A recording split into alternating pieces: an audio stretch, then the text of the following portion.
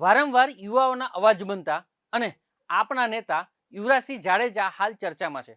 તેમણે એક વિડીયો જાહેર કર્યો છે અને વિડીયોમાં ખૂબ આકરા સવાલો કરવામાં આવ્યા છે. તાજેતરમાં એક એન્જિનિયરોની મીટિંગ એટલે કે એક પ્રોગ્રામ યોજવાનો છે અને જે માટે જેટકોએ તેને ઇલેક્ટ્રિસિટી આપી છે. ઇલેક્ટ્રિસિટી આપવા ઉપર ઘણા સવાલો ઊભા થયા છે. યુવરાજસિંહે શું આકરા સવાલો કર્યા, આવો જાણીએ આ વિડીયોમાં વિગતવાર. નમસ્કાર, આપ જોઈ રહ્યા છો બેનિફિટ ન્યૂઝ અને હું છું મહેશ. નમસ્કાર મિત્રો, હું છું યુવરાજસિંહ જાડેજા. મિત્રો, અત્યારે હું બેઠો છું જુનાગઢની ગોદમાં અને મારી પાછળ તમે જે દ્રશ્ય જોઈ રહ્યા છો એ છે જુનાગઢમાં જે અધિવેશન છે જે એન્જિનિયરોનું, જેમાં ગુજરાતભરના પીજીવીસીએલ, યુજીવીસીએલ, ડીજીવીસીએલ, એમજીવીસીએલ કે પછી જેટકોના તમામ જે એન્જિનિયરો છે એ ભેગા થયા છે. મિત્રો, મારો એક પ્રશ્ન છે અને એ પ્રશ્ન બહુ સામાન્ય છે કે જ્યારે સામાન્ય નાગરિક કે સામાન્ય સંસ્થા જ્યારે પોતાના માટે કે પોતાના કામ માટે જ્યારે ફીડરની માંગણી કરે તો શું સરકાર બહુ સહેલાઈથી એ ફીડર આપી દેતી હોય છે અને વીજ કનેક્શન આપી દેતી હોય છે? એ પછી ટેમ્પરરી હોય કે કાયમી હોય તો એ નથી આપતી, આપણે બધા જ જાણીએ છીએ. પરંતુ આ જે જગ્યા છે એ જગ્યા પર 11 કેવી એટલે કે 11 કેવીની લાઈન નાખવામાં આવેલી છે. લગભગ 2 કિલોમીટર જેટલા રેડિયેશનની અંદર આ લાઈન જે છે એ તમને જોવા મળશે. લગભગ જોવા જઈએ તો 25 થી 30 થાંભલાનો ઉપયોગ કરવામાં આવે છે. અપર કેબલ, અંડરગ્રાઉન્ડ કેબલનો ઉપયોગ કરવામાં આવેલો છે.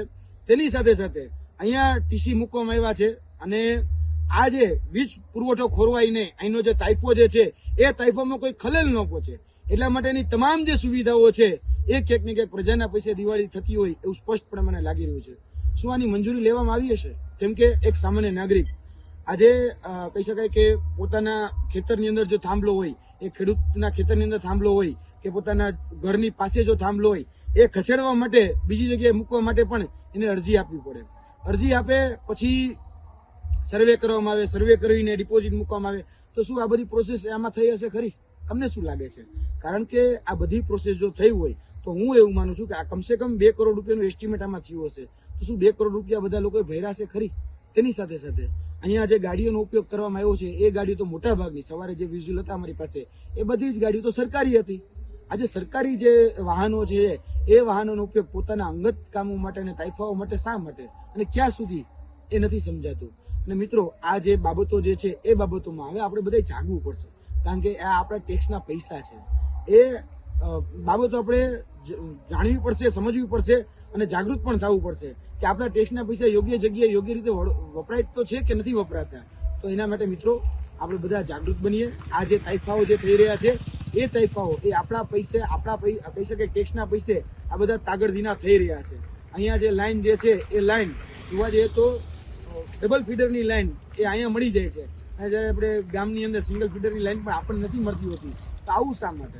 આનો જવાબ એ આપણને મિત્રો ખરેખર હોવો જોઈએ. આપણે જવાબ માંગવો જોઈએ એ સત્તાધીશો પાસેથી ને અધિકારીઓ પાસેથી. મિત્રો, ન્યાય નીતિ શો ગરીબને, મોટાને શો માપ, આવું ગુજરાતની અંદર શા માટે? કારણ કે ગુજરાતનો એક સામાન્ય નાગરિક કોઈ પણ જગ્યાએ વીજ કનેક્શનની માંગણી કરે એ પછી ટેમ્પરરી હોય કે પછી પરમેનન્ટ વીજ કનેક્શનની માંગણી કરે તો એમાં કહી શકાય કે હજારો પ્રકારના ડોક્યુમેન્ટ માંગવામાં આવે. ડોક્યુમેન્ટ માંગ્યા પછી એનો સર્વે કરવામાં આવે. સર્વે કર્યા બાદ કોટેશનનું કરવામાં આવે. કોટેશન ગણ્યા બાદ એનું ડિપોઝિટ જે છે એ મૂકવામાં આવે અને લગભગ 6 મહિના જેટલો સમય થાય પછી એને જો કનેક્શન મળવું હોય તો એ મળે, બાકી ન પણ મળે એવું પણ થઈ છે. કારણ કે લોઢરા ચાવ્યા, ચણા ચાવ્યા બરાબર આ આખી પ્રોસેસ હોય છે. અને એ કનેક્શન જો મળે તો પણ એક જ ફીડરનું મળે, એમાં ડબલ ફીડરનું ન મળે. પરંતુ કહી શકાય કે ગુજરાતમાં જુનાગઢની અંદર આજથી 2 દિવસ પહેલા એક પ્રાઇવેટ ખાનગી યુનિયન જે છે એ ખાનગી યુનિયનનું અધિવેશન મળ્યું, જેમાં જીબી એન્જિનિયર્સ એસોસિએશનનું 27મું ત્રિવાર્ષિક અધિવેશન જે જુનાગઢ ખાતે મળ્યું. તેમાં અમારી જાણકારી પ્રમાણે જે 2 ફીડર છે એ 2 ફીડરનો પાવર એક જ પ્રિમાઇસીસની અંદર એ આપવામાં આવ્યો. એક પ્રિમાઇસીસની અંદર 2 વીજ જોડાણ, 2 વીજ પાવર એ મળવા અશક્ય હોય છે અને એક પ્રિમાઇસીસમાં 2 વીજ જોડાણ મળી પણ ન શકે. છતાં પણ આ જે અધિવેશન હતું એ અધિવેશનમાં એ 2 વીજ પાવર આપવામાં આવ્યા. જે સામાન્યતઃ એક નાગરિક જે છે એ જે કનેક્શન માંગે ટેમ્પરરી કનેક્શન, તો એને તો 6 મહિના જેટલો સમય નીકળી જાય. જ્યારે અહીંયા એ લગભગ જોવા જઈએ તો ખૂબ ઓછા ગાળાની અંદર આ પરમિશન આપી દેવામાં આવી. બીજું કે આ ટેમ્પરરી હતું તો એમાં પણ મને એવું લાગે છે, મેં આરટીઆઈ કરેલી છે માહિતી માંગવા માટે, મને ભરોસો છે કે તમામ માહિતી અમને પણ મળશે. કારણ કે આ જે કનેક્શન હતું એની અંદર ટીસી હતા, ડીપી હતા, એબી કેબલ હતા એટલે કે અંડરગ્રાઉન્ડ કેબલ હતા, અપર કેબલ હતા, અનેક થાંભલાઓનો ઉપયોગ કરવામાં આવ્યો હતો. તો આના માટે પણ કોટેશન કાઢવામાં આવ્યું હોય છે, આના માટે પણ ડોક્યુમેન્ટ લેવામાં આવ્યા છે, આના માટે પણ સર્વે કરવામાં આવ્યો છે, આના માટે પણ ડિપોઝિટ લેવામાં આવી છે. કારણ કે આની ડિપોઝિટો કરોડોમાં થાય, એટલે કરોડો રૂપિયા ડિપોઝિટ ભરવામાં આવી છે અને પછી આને કનેક્શન આપવામાં આવ્યું હોય છે.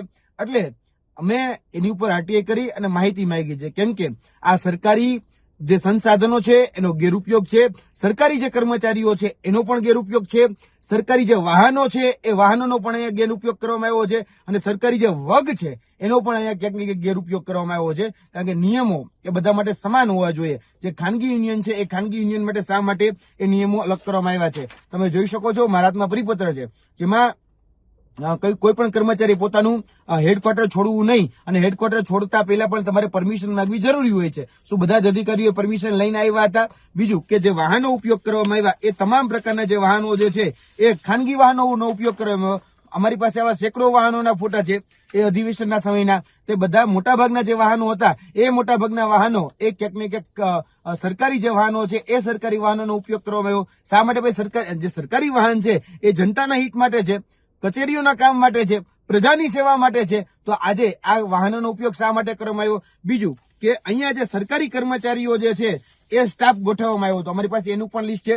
અલગ અલગ જે સરકારી કર્મચારીઓનો સ્ટાફ એ ગોઠવવામાં આવ્યો હતો. તો ભાઈ શા માટે? ભાઈ સરકારી, કારણ કે ખાનગી યુનિયનનો પ્રોગ્રામ હોય તો આ જે સરકારી કર્મચારીઓ છે એનો ઉપયોગ ન કરવો જોઈએ. કારણ કે જે સરકારી જે સ્ટાફ છે, એક તો ઓલરેડી સ્ટાફની અછત છે અને આ જે સ્ટાફ છે એ પ્રજાની સેવા માટે છે, પ્રજાના હિત માટે છે, પ્રજાના કામ માટે છે. અને આ જે સ્ટાફ જે છે એનો ઉપયોગ કરવો એ કેટલા હદે એ યોગ્ય છે?